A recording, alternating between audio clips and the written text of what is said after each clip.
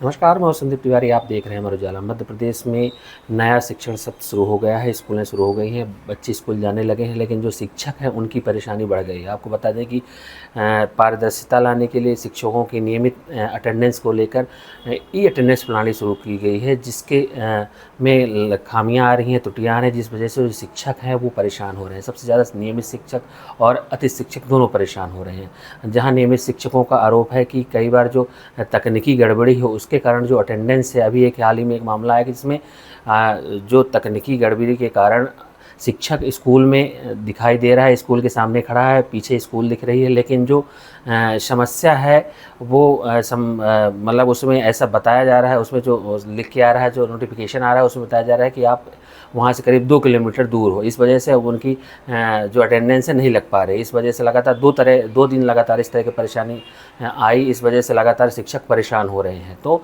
इस तरह की तरह की परेशानियाँ हो रही हैं। आपको बता दें कि प्रदेश में जो शिक्षकों को लेकर लगातार कहा जा रहा था कि वो स्कूल नहीं आते और कई बार नदारत रहते स्कूलों से। इस वजह से शिक्षा विभाग ने पिछले सत्र में ई अटेंडेंस प्रणाली शुरू की थी, लेकिन जो ई अटेंडेंस प्रणाली है उसमें कई खामियां भी सामने आ रही। इस वजह से शिक्षकों की परेशानी बढ़ गई है।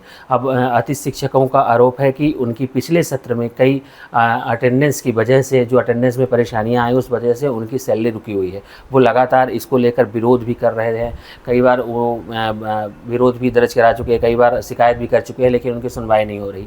जबकि जो नियमित शिक्षक हैं उनका कहना है कि उनकी अलग अलग जगह ड्यूटी लगाई जाती है और कई बार वो समय पर स्कूल नहीं पहुंच पाते। इस वजह से उनकी अटेंडेंस नहीं लग पाती और इस वजह से उनकी सैलरी काट ली जाती है। अब इसको लेकर लगातार विरोध हो रहा है। जो शिक्षक संगठन है वो वीडियो जारी कर इसका विरोध दर्ज करा है। उनका कहना है कि उनकी जो इस तरह की परेशानी है, तो तकनीकी परेशानी है, वो शिक्षकों के ऊपर ना थोपी जाए। जो शिक्षा विभाग की गड़बड़ी है वो खुद संभालें और शिक्षकों की सैलरी ना काटी जाए, उनकी अटेंडेंस लगाई जाए। इसे लेकर लगातार विरोध करा रहे हैं। मध्य प्रदेश में केवल जो अतिथि शिक्षक हैं शिक्षा विभाग के लिए, वो प्रयोग का एक ऑप्शन बन चुके हैं। कुछ भी अगर प्रयोग करना है तो सबसे पहले अतिथि शिक्षकों पर प्रयोग कर लो। डीपीआई के द्वारा नियमित शिक्षकों को 3 महीने 4 महीने तक ई अटेंडेंस ट्रायल में रखा गया, लेकिन अतिथि शिक्षकों के ऊपर जुलाई से ई अटेंडेंस लागू कर दिया गया। अतिथि शिक्षकों की सेवाएं जो हैं 30 अप्रैल को समाप्त हो जाती हैं। और जब 30 अप्रैल को सेवाएं हमारी समाप्त हो गई और हम इसके बाद बेरोजगार हो गए, मई जून हमारी नियुक्ति नहीं हो पाई। मई जून में आपने पूरा हमसे ऑनलाइन काम करवाया, उसमें भी हमने पैसे खर्च किए। इसके बाद आपने जुलाई में नियुक्ति किस प्रकार से की, जुलाई आधा जुलाई निकल गया, किसी को अगस्त में मिली। और इसके बाद आपने जब मानदेय भुगतान किया वो 17 अक्टूबर को, मतलब अब मई जून जुलाई अगस्त सितंबर अक्टूबर, अक्टूबर में आपने पहला मानदेय दिया। वो भी कुछ लोग ऐसे थे जिनका मानदेय केवल जुलाई का मिला, किसी को केवल अगस्त का मिला और किसी को मिल ही नहीं पाया। तो ऐसी स्थिति में जो गरीब अतिथि शिक्षक है वो अपने परिवार चलाए कि ई अटेंडेंस के लिए नया मोबाइल खरीदे। पुराना मोबाइल जो थे वो ई अटेंडेंस सपोर्ट नहीं कर रहे थे। बहुत सारे लोग ऐसे हैं जिनका कीपैड मोबाइल था।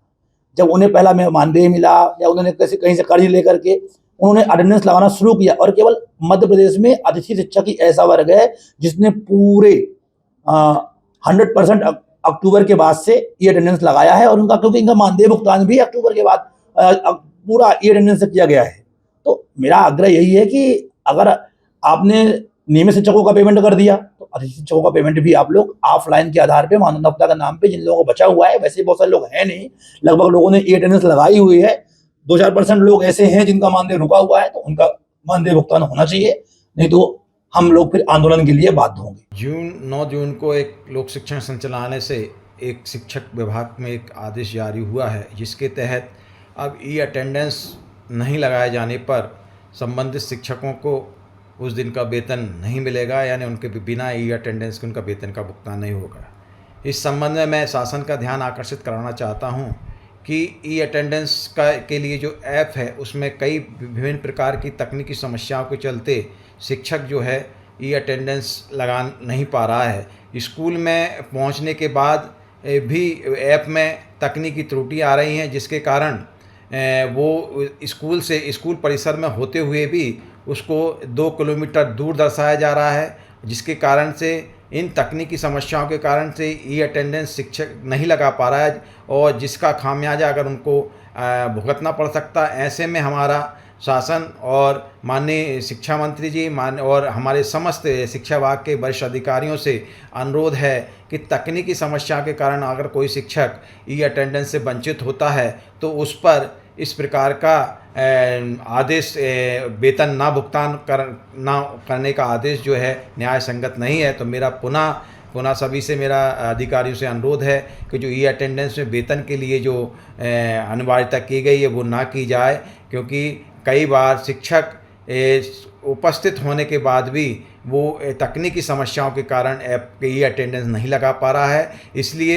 उनको ऐसी स्थिति में उनको जो उपस्थिति के आधार पर संकुल प्राचार्यों के जो ऑफलाइन उपस्थिति है उसके आधार पर परमिशन दी जाए और उनका वेतन भुगतान किया जाए, क्योंकि बिना वेतन के शिक्षकों का आर्थिक नुकसान होगा। मेरा पुनः अनुरोध है कि आर्थिक वेतन को ई अटेंडेंस से ना जोड़ा जाए और उन्हें जिस पूर्व की भांति वेतन ऑफलाइन अगर वो किसी कारणवश से अटेंडेंस नहीं लगती तो ऑफलाइन भुगतान किया जाए। ऐसी मेरी शासन और प्रशासन और माननीय शिक्षा मंत्री जी और वरिष्ठ अधिकारियों से अनुरोध है। पिछले लगभग 5 माह से मैं बेरोजगार होने के कारण मेरी आर्थिक स्थिति थोड़ी कमज़ोर थी।